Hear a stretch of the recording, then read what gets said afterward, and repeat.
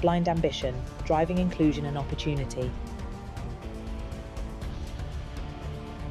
An interview with Matthew Horspool from the Braillists at Sight Village Central 2025.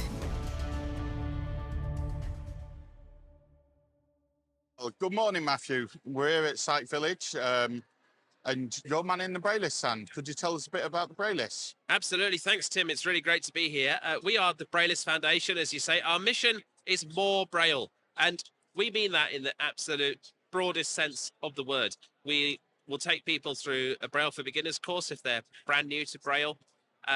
If you're a bit more experienced with Braille, we've got our masterclass sessions where we can explore, a particular Braille topic, and some of those are quite niche. We've done them on like computer Braille and Braille music and all sorts of things, right the way through to Braille labeling and Braille shorthand codes and all sorts of things.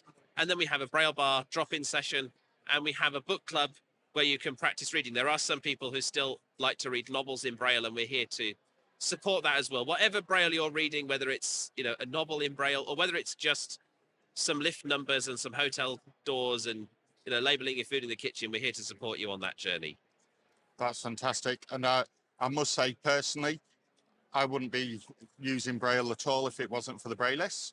And their approach, I'm in my 40s, and the fact that I was able to pick up Braille, I didn't think that would ever be a possibility. So if anybody is thinking, oh, it's not for me, just remember you can use it a little bit in life. Like I use it on the oven to see which settings the oven versus the grill. There's just an O or a G.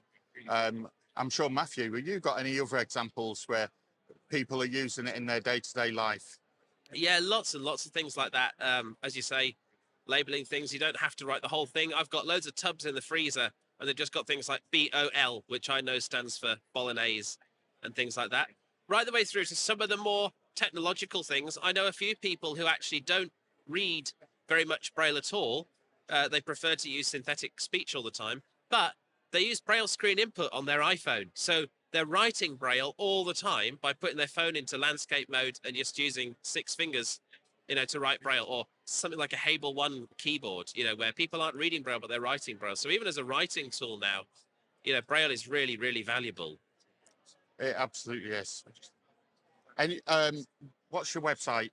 Yeah, absolutely. So you can find us at braillists.org. That's BRAILLISTS.org. And all the information is on there, including all the events I've just talked about in the Braille for Beginners course, and our contact details and our newsletter. There's a sign-up form for the newsletter on the homepage. It doesn't come out, it's once a week, so it's not going to spam your inbox with stuff, and it'll keep you informed with everything that we do. And I can confirm that it's an interesting read once a week.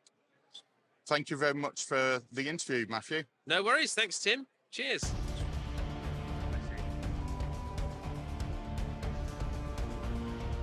Visit www.blindambition.co.uk to find out more information.